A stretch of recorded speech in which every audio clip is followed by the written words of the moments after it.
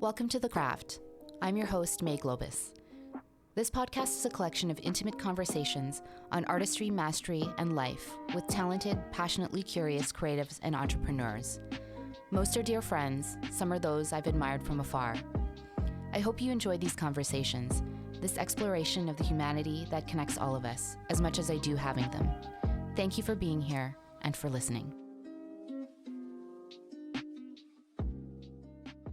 Scott Sueme has a quiet energy and demeanour about him, something calming you feel right from the moment you meet the artist.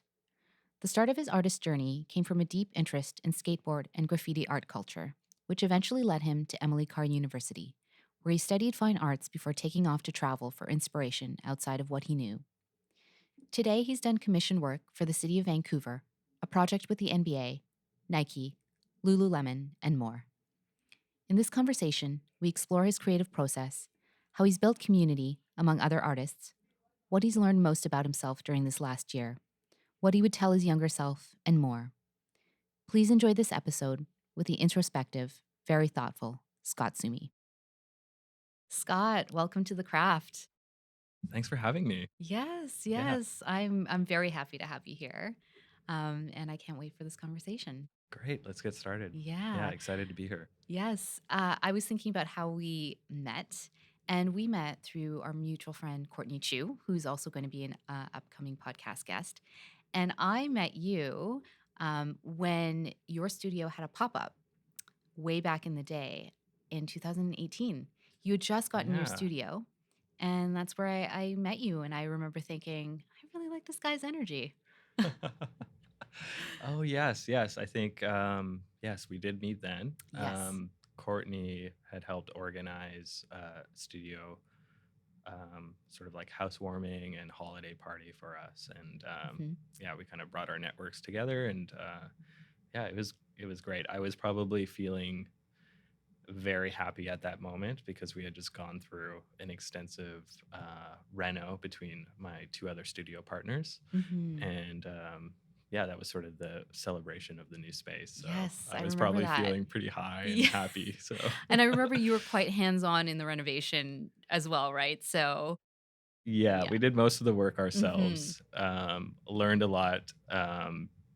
Yeah, made some mistakes, but all in all, that's yeah, one of my greatest memories or projects that I've worked on. It was the most like kind of fulfilling, when you get those challenges. Yeah, for sure. And it's still home, right? Your studio is still there, and Yep, yeah, we're still you there. haven't moved locations yet. No, not yet. We're Yeah. hoping to be there for at least a little while Long longer. time. Yeah. Nice. Yeah. And so were you always an artist even as a child?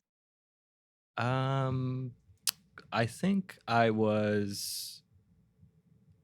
don't think I was always an artist or knew that that's what I was going to do, but I feel like my family had like inclinations early on that I was a little bit of a like goofy, fun kind of character type. So early on in my childhood, I was like put into a lot of sports. So my parents got me into, soccer and softball. I was like on all the elementary school teams and stuff like that. So I played sports growing up. Um, but my dad, he works in the print industry here in Vancouver. So I just remember like going to his work on like take your kids to work day and stuff, and just being around graphic design studios and a lot of just graphic design in general. Also, my mom was a baker when I was growing up too. She had also lots of other jobs, but she baked, and they opened up a bakery together. My parents, yeah. Cool. So it was on like West 4th way back in the day. Yeah. What did she bake? Did she have like a signature pastry or a cookie? She baked. Um, yeah, she did a lot of like French baking, so pastries and stuff. That was kind of like I guess like the theme of the bakery. A lot of just like French pastries and stuff like that. So, Nice. yeah. So I think I just remember like my dad like designing the logo for the bakery and stuff. It was called Sweet Sensations. Mm. And yeah, did all the work through his print house and stuff like that. So, but yes, this is kind of a long-winded answer, but I feel like I didn't always know I was an artist, but I was kind of there was sort of these like subtle cues throughout my life that kind of led me to where I am. So Right. Yeah. yeah, So you're kind of surrounded by creativity in some way, shape, or form, like with your dad designing logos and your mom, and baking and creating those pastries. yeah, There's a creation aspect too. totally, yeah. And I think there was, yeah, I feel like there was a turning point when I got into skateboarding for sure. That was like where my like upbringing of like being in sports and stuff, and obviously observing my parents through their different jobs and stuff, getting to apply, um, you know, the athleticism of sport through the creativity of the culture Mm. in skateboarding. So Mm-hmm. that's kind of Mm-hmm. how that uh, I felt the artistic um, energy just like kind of come out of me just through like looking at the board graphics, like seeing more of that stuff and just getting introduced to subculture and Yeah. all that. That's yeah, where I really took a liking to art. Yeah. Right. Right. Yeah. You became really interested in graffiti subculture, no? Yeah, so that was like the next sort of phase after skateboarding was like getting into graffiti and looking at magazines, you know, The Source. Do you remember The Source Was magazine? it a hip hop magazine? Yeah, it was like a hip hop Yes. magazine, Yes. but I used to like cut out the clippings on the back because they had this like graffiti section. It's all like New York graffiti stuff, and that just I was like so blown away by the um, it just begged me to like want to learn more. And I think when I was in high school, I went to Eric Hamber, and I grew up in East Van. So for people that don't know Vancouver, that's sort of across town. So I would commute an hour every day by bus to get to high school. And that was sort of the only thing that was in the changing landscape of Vancouver is like you would see things looking out the window. And yeah, that combined with the magazines, I was just like very curious Mm. about this whole other culture that was kind of like happening around me that didn't really, you never saw it take place. It was Right. just, There's a mystery about it. yes. So that kind of Mm. lured me in for sure. Mm. Hmm. Hmm. That's really cool. And you went to actually, I just want to take it back to what you were saying, traveling um, on buses to school and you'd see, graffiti here and there. Like, in your opinion, what is the graffiti scene like in this city? And have you seen it grow over the years? Is there, yeah, how would you describe the scene here? Yeah. So growing up in the early 2000s, there was definitely like, I mean, maybe I have this like golden era of Vancouver graffiti in my mind in terms of like the type of people that were painting around that time, and also the 90s being very much the early onset of graffiti, and it was sort of like blowing up at that point. It just had a real edge about it. Um, but yeah, I think there's just been overall in Vancouver, there's been a larger acceptance, not of like vandalism, but about um, the periphery cultures around graffiti and how it crosses over to fine art, and Mm. how certain artists um, have roots in graffiti and have gone into fine art or other practices similar to myself. And I feel like there's maybe a little bit more of an acknowledgement in terms of that is a starting place for a lot of people, Yeah. and what they choose to do beyond that is kind of up to them. Hmm. So for me, I'm just like forever grateful. It was such a great stepping stone for me to kind of learn certain disciplines with color and art and painting large scale, Mm. etc. But also like with Vancouver Mural Fest, they now have like a graffiti programming to get some of those that community Hmm. involved. It's incredible. For those who don't know about the Mural Fest, most of it takes place in Mount Pleasant and East Van, and it's been a couple of years of the city commissioning artists to paint on buildings and walls, Mhm. right? Yeah. Yeah, so they've made it accessible and enjoyable for so many people.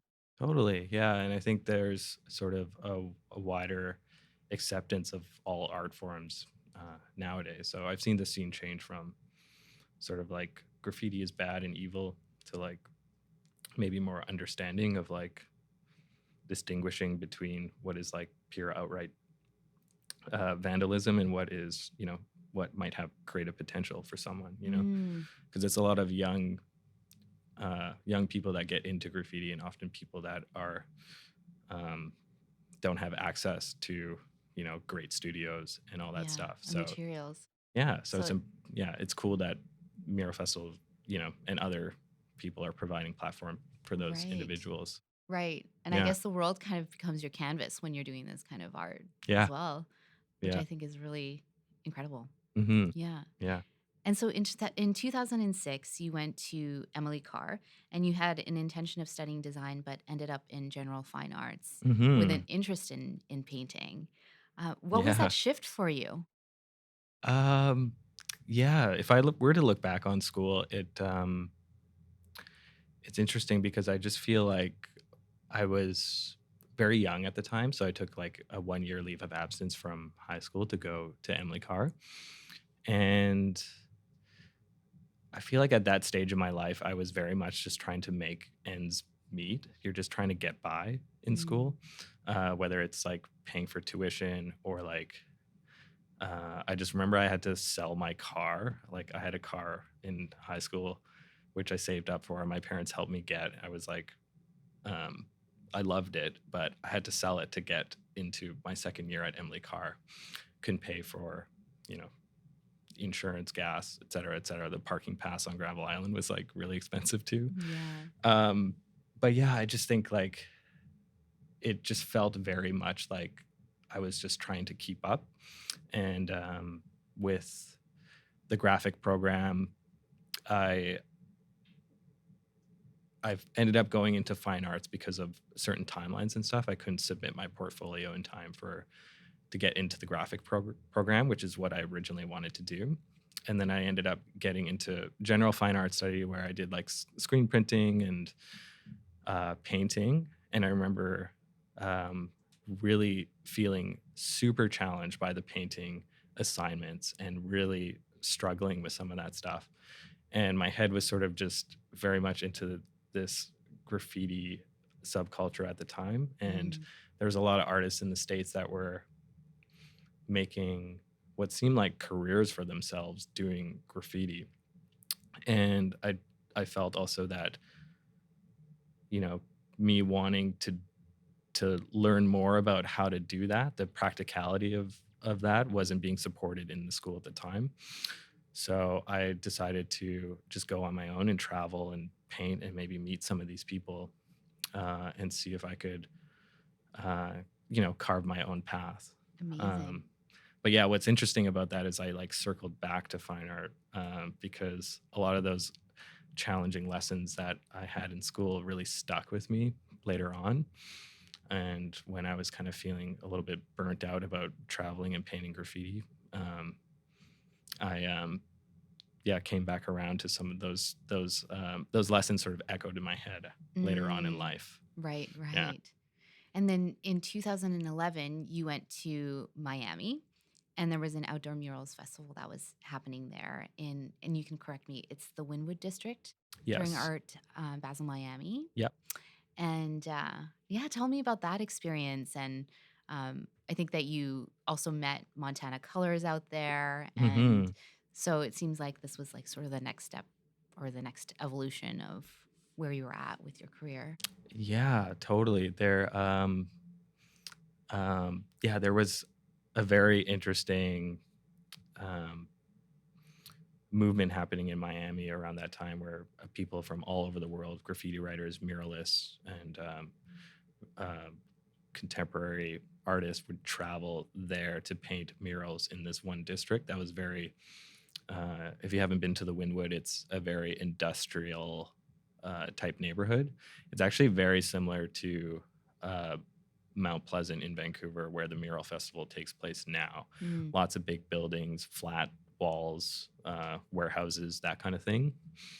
And so when I first heard about it, I was like, I have to go to this because I just want, you know, to see what this is all about. Maybe try and paint some walls myself and just like get my name out there and maybe network with some of these artists that I really respect and admire.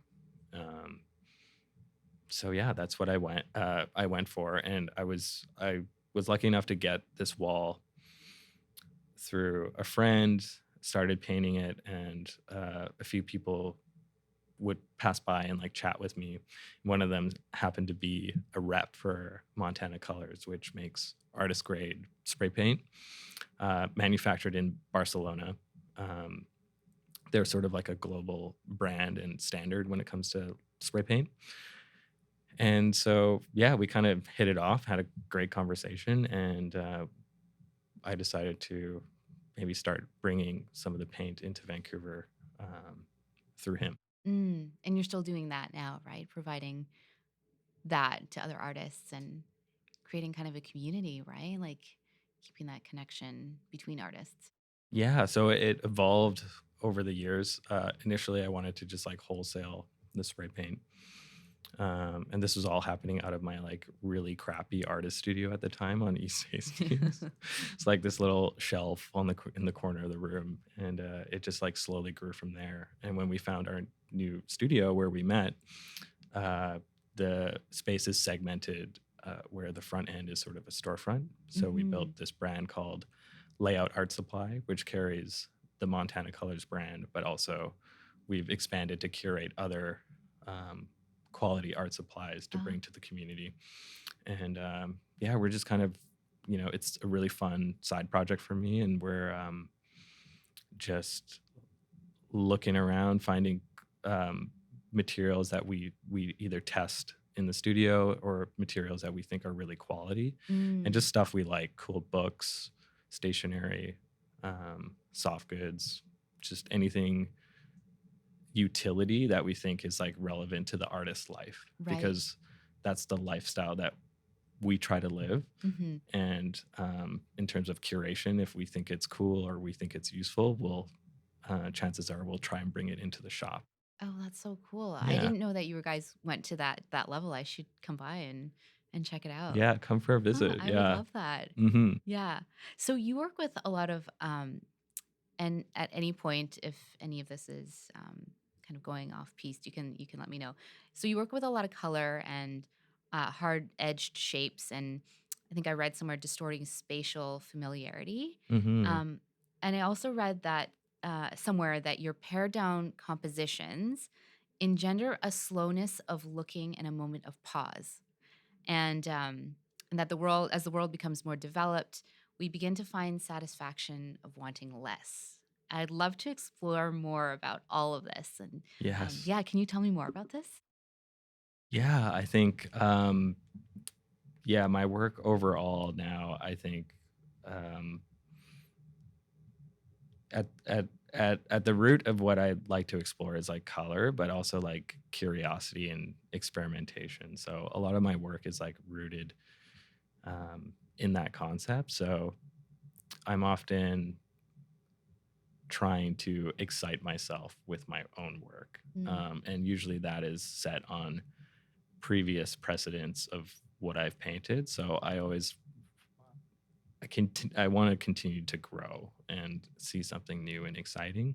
But also I feel like um, my work is some of the art in art history that I really like is sort of the post-war modernism, which invokes sort of a very um, maybe not entirely minimalistic, if I were to describe it that way, but there is sort of a sense of rest with the work. And I think in the way that it's not representational, that it doesn't fully spell out what the the picture is Mm. necessarily. And I think my work is, yeah, in general, like very abstract. And I think that's because I'm interested in sort of almost like my own subconscious and how my own personal stories manifest in my work that I'm not fully in control of. Oh, interesting. Yeah. Right. And you as an individual, do you find yourself as someone who does live minimally and simply, and you like things to be that way? I try to. Yeah, I Mm. think so. I think I'm, um, not on a Marie Kondo level, but, I'm trying to do the work. Yeah, right. But, yeah, I'm a very like systems person as well. And I like to create systems for working. So, like, Mm. one of my favorite things to do is to like um, figure out new efficiencies for working Mm. alongside with making the work itself. So, whether that's outfitting the studio in a certain way where I can get more out of my time or more out of my materials, or things of that nature, I'm very much like a systems person in that sense. Oh, that's So interesting. yeah, so Yeah. that's like part of my thinking is like problem solving those things.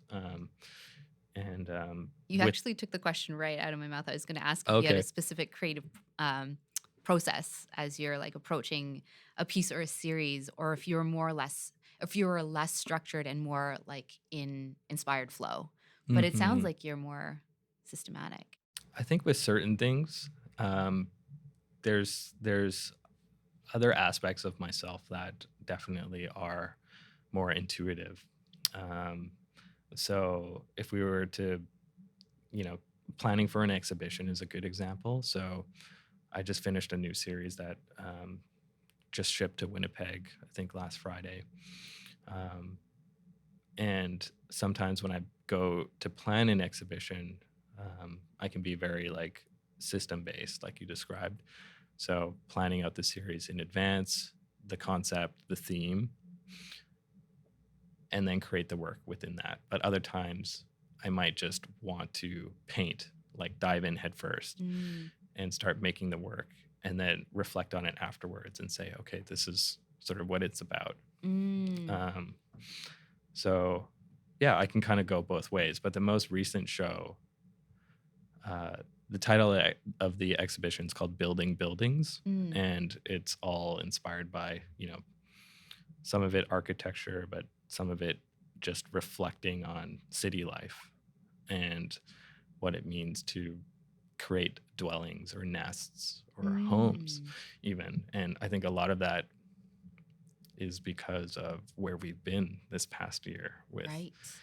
the pandemic and Yes. us being sort of confined to our homes and Hmm. maybe a walk around the block. Right. Yeah. Yeah. So some of those ideas, and while I was making the work, I totally was completely unaware that this is what was happening. Also, my partner and I are moving, so we're like, we've been over the last month like going to tons of new listings, and like all we've been doing is looking at buildings. And I think a yeah, a couple weeks ago I came up with the title, and then we're reflecting back on the work and we're like, oh my God, I've just been like Yeah. looking at houses and buildings this whole time. And it almost occurred like subconsciously in that sense Mm. that the work was kind of manifesting itself, and I was unaware of the theme taking place, but it was Yes. just like unfolding Yeah. Art before me. imitating life. Yeah. Yeah. Yeah. Yeah. So, So what is to go to the back to this idea of home and dwelling? yeah. What does that mean to you? Um, What does home mean to you? I think like taking solace in where you are, and not feeling like, I think with the restriction of travel, it's like, you know, before I think I was like finding myself looking, when's the next trip? Where can we go next? Where can we explore? Mm. And or like, I got to get out of here. I got to get out of work. I got to escape like the stuff I'm seeing every day. But yeah, I think it's been, in that case, it's been actually kind of hard as to like where do you find your inspiration, right? Usually if Mm. I go on like a really great trip or vacation, you come back and you feel like so charged up.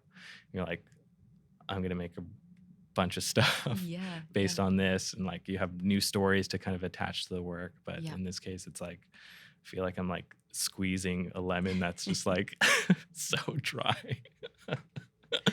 But it's been good because I've like really learned a lot about myself and learned to, you know, appreciate what I have and take solace and you know, um, So were you finding yeah. inspiration within you rather than external? Yeah. I think inspiration can it's you ask an artist where they get their inspiration from, and it's like really hard to give an answer because it's like it's almost anything and everything. Um, but usually like my go-to is like my previous precedents. So I Mm, don't actually have to like look very far all the time for inspiration. A lot of it is like I'm trying to evolve the visual language set by previous paintings that I've done. So that's where the inspiration really is for me is like mm, how can I do something better, or how can I like rethink something, or how can I like reference something that I did maybe 10 years ago and like resample it today. oh, wow. Yeah, so that's kind of at the core, that's like where my inspiration really comes from. Mm, But it's great to have new experiences and, attach like sometimes I attach like my personal stories to some of the titles of my work mm. as a way of like time marking them. Yeah, like a Yeah. chapter. Yeah. Right. Yeah. Oh, I think that's so interesting that you iterate on what you've done previously. It shows a real evolution of your work. Hmm. Mm, Yeah. And it yeah, builds upon my just like my story um uh and keeps me curious to like yeah. push further and um change the work and continue to tinker with it. Hmm. Yeah. If we were gonna consider like this last year, I mean, it is for everyone like a chapter in your life. How have you been mentally, emotionally, and spiritually? There's been ups and downs for sure. Um, I feel, um, yeah, there's been certain challenges, like certain fears with like the unknown and being able to see family, not being able to see family, how that takes place. It was a big challenge with the shop that I run, just because when in March when it first happened, we had to close for 2 weeks, and really thinking with my other partners like how we were going to navigate that and keep the business running, and also keeping, because my studio's in the back half, protecting that and making sure I was still able to like go in and make stuff. um, so I definitely felt at odds with both businesses because of all the unknowns and kind of the fear early on in like last March. Hmm. Um, so yeah, that was kind of like hard, but also spiritually, I feel like I'm a lot stronger from it now. Hmm. I feel like I have a greater connection with my immediate community. The people that I work with has been, we were sort of forced to communicate more during Mm. all of this. And that has been really positive in terms of our dynamic now, and our relationship is just better. So, Right. yeah. I think that probably all of this, there's kind of everything is on the table. Like, how are you feeling? Like, I'm going through this. How are you? Like, maybe even checking in on each other Yeah, more. definitely. Yeah. Which is like, it's kind of, now it seems kind of insane that we didn't do that before. It just Yeah. seems like we've fostered a much better connection and a much more personal one that, you know, sort of, yeah, ties that business friend relationship and creates a culture around the work that we do that's much more like holistic and Mm. uh, yeah, working just feels like you're hanging out with with your pals, so Right. that's good. Yeah. Yeah. Your chosen family. Mhm. What's the biggest thing that you learned about yourself that, now looking 10, 11 months later, yeah, looking at yourself and being like, wow, didn't know I had that in me, or wow, that's a realization that I've made, um, something I'd like to work on. Um, Gee, I don't know. Um, I think it might just be my I've learned to be a better communicator. Mm, So not to just like hold everything to myself, which is like something I'm a very introverted, quiet person. So usually, I have a habit of like not speaking up or not saying what's on my mind. And also being vulnerable with that um, experience and sharing that with your close friends mhm. and partners. So I feel like um, it's been a great practice for me to kind of learn to be more okay with sharing some of that with my close ones and being more communicative. I think that's been Yeah. probably something that I yeah didn't think I could ever do, but learning to do it more and it feels really good. So Yeah, yeah. and it gets easier too. I totally resonate with that because it's something that I've had to work on too throughout the years, and it's it's so surprising and beautiful once you do that, um, how people respond, and Hmm. it's often with a lot of love and support, and you know, and you kind of wonder, why didn't I do this sooner? Totally, because we like ruminate to no Hmm. end, and I Hmm. feel like been that becomes easier when you can get them out in the open. Yeah, So yeah, yeah, that's huge. That's yeah. huge. Well, it's a start. It's a I'm start, yeah. yeah, Yeah, it's maybe. a huge start. Let's Yeah, say let's say that. yeah, I know that feeling well. yeah. So you've done commission work for the City of Vancouver and I think the City of Edmonton too, right? That's right. Yep. Yeah. Burrard Arts Foundation, you did a project with the NBA, Nike, Lululemon, more. Um, how do you know when you want to work on a particular project? Like, what's your kind of internal compass of, yeah, I want to work on that? Um, a lot of sleuthing. I don't know. Yeah, I don't know. I think if it aligns with my goals, Yeah. I'll want to do it. If it's a new challenge, I'll definitely be open to it. But I'm often like a yes man when it comes to most of those Mm, things, especially like earlier on when I was like um, just getting into freelance art and design. I said a lot of yes to a lot of stuff that yeah. is probably pretty cringy now, but you know, it yeah, I think if it just as long as it aligns with where I'm trying to go, Yeah. um, and I will always like entertain an idea before I decide I don't want to do it. Mm, So I like to like put myself in a place where I can fully visualize me doing the project start to finish, no matter who's asking, and decide then. So yeah. Are you a person yeah, that enjoys challenge? uh, yes, I do enjoy a challenge as long as it yeah aligns with like what I want to do. Yes, yes, Then yeah, right. Mm, so yeah, but the bigger the project, the bigger the challenge. and you're gonna Yeah, go for it. yeah, that usually excites me. So And what's in your opinion, what's the hardest thing about being an artist? um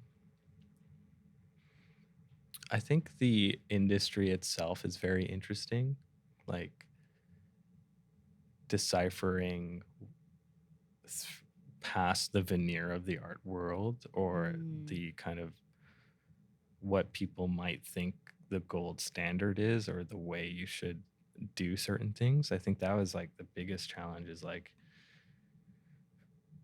for me is like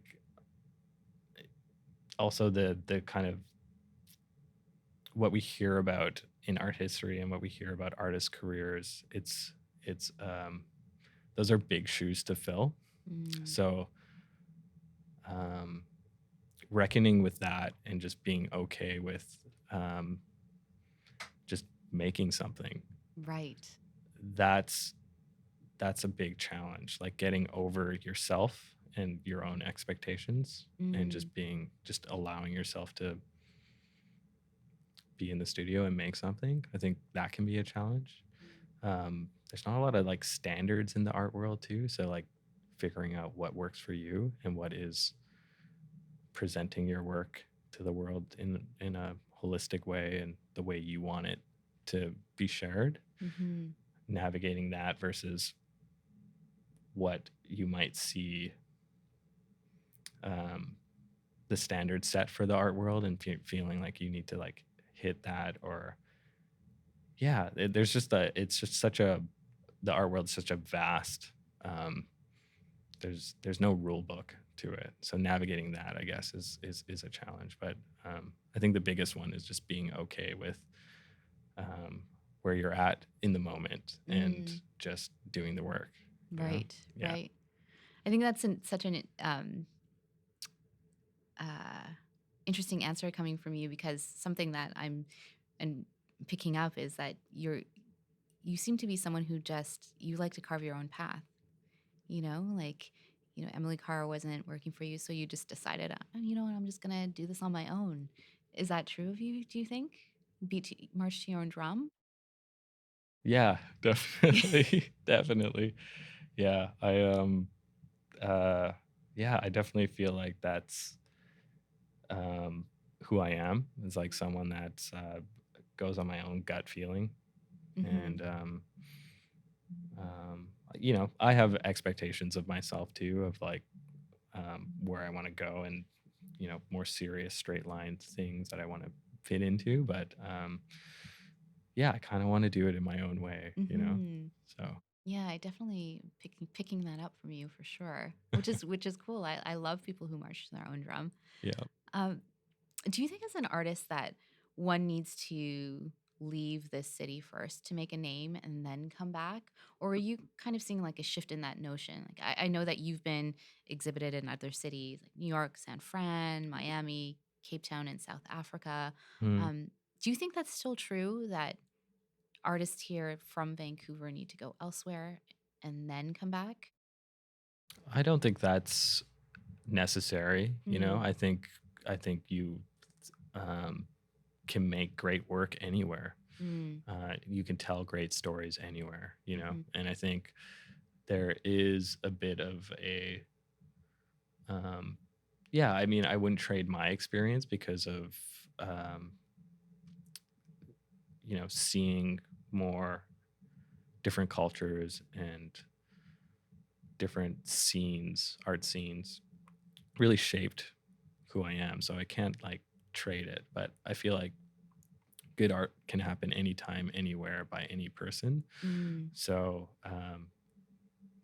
yeah, most art happens in like really crappy basements and like, you know, studios with leaks in them. And, you know, my first studio was not nice. And yeah, so I feel like yeah, you don't have to go anywhere. That's the beauty of it. It's like you just need some tools. It's a very accessible thing. So Yeah, yeah. yeah. Hmm. I read somewhere, more of like a fun question, that you went to Tokyo and Joshua Tree in 2015, 2016, and both of those places happen to be two of my favorite inspired places. What did you think Yes. of them? Oh, Joshua Tree was so amazing. Right? Yeah. Yeah, I s- it was amazing because we went my partner and I, like, our tradition was like every New Year's we would go somewhere new and different. So I think Joshua Tree was, I don't know if you have that in your notes, like what year it was. I can't remember. Yeah, it was 2015, 2016, one of those years. Yeah. Right. So I think Joshua Tree was 2015, and then 2016 we went to Tokyo. But Joshua Tree, we like thought it was gonna be warm because it was like a desert. Right. The Like, nights get real cold. yeah. So we planned to do New Year's Eve in Las Vegas, and then we Mm, would drive through the Mojave Desert to Joshua Tree, which is what we did, and we would camp in Joshua Tree for the uh, rest of the week, and then we would drive back to Las Vegas and fly out. yeah. And yeah, we got to Joshua Tree with our like summer tent, and the first night was just so brutal. Like we froze our butts off, and then the next night we like bought a bottle of whiskey to like To keep to warm. yeah, and a big part of it was actually like how can we stay up later because we had a fire going, Mm, and the later you stay up, the shorter the nights are.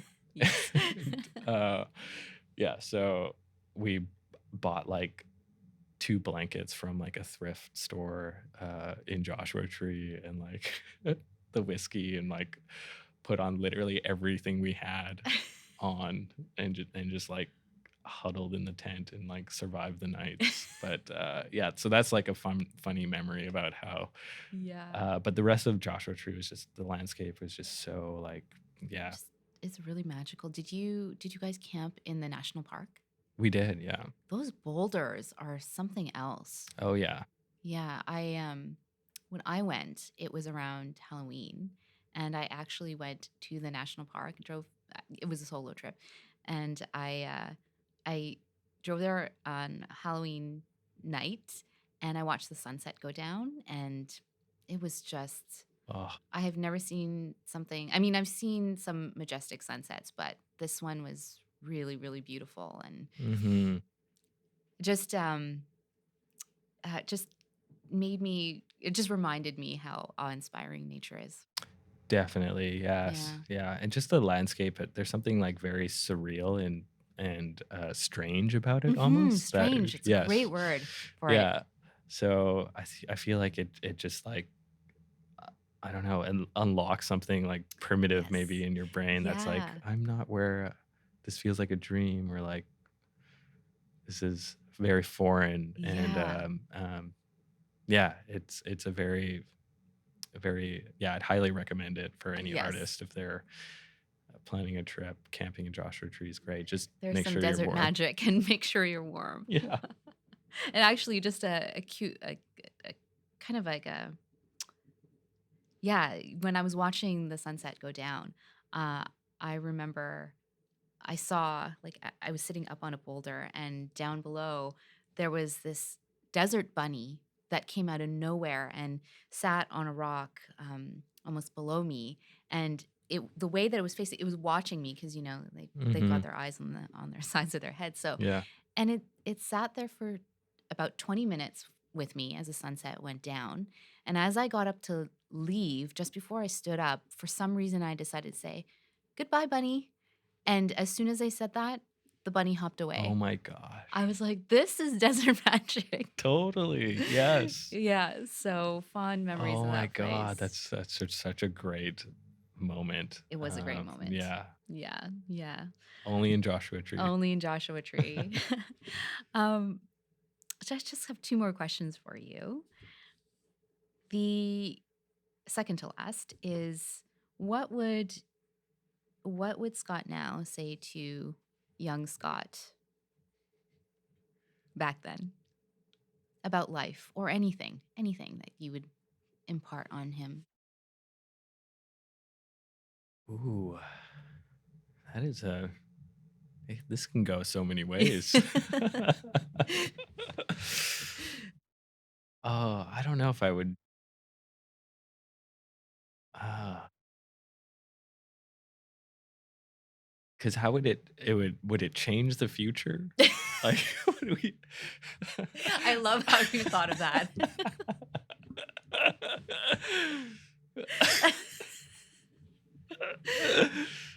Oh, gee, I don't know. I think, um, yeah, just in all, I'm like pretty content with how things developed. There are certain little things that I might, my mind goes to like certain things to like protect me from some of the challenges that I've gone through. Mm. But also like, I don't know, those challenges make you who you are. So I don't know if, you know, would telling younger me about those, would that like just shelter me Mm. from, you know, maybe an experience that was a little bit less rewarding in how you learn through your mistakes in life. Yeah. Um, you know, I like to say you either win or you learn in life. So, Mm. um, yeah, I don't know if I would tell him anything. I'd be like, Ah. just Just keep live. going. Yeah, just Yeah. keep going. Yeah. uh, my final question. Sure. With what you do, what is it that you want to leave behind in the world? Ooh, I think, I think,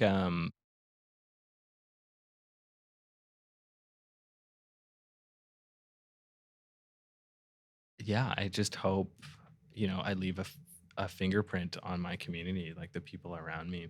Mm. Uh, I hope they see sort of a compassion towards arts, and I hope that maybe inspires them to be curious and explore their own creativity in some way. You know, Mm. I think that's um, yeah, what I would want to leave behind. Also, maybe a few paintings. I Yeah, love it. Thank you so much for your time. This was a great conversation. you're very welcome. Thanks for having me. Yes, of course, anytime. If you enjoyed that last conversation, be sure to check out more episodes of The Craft on Spotify and guest photo galleries on the website at wearethecraft.com. Thanks again for listening.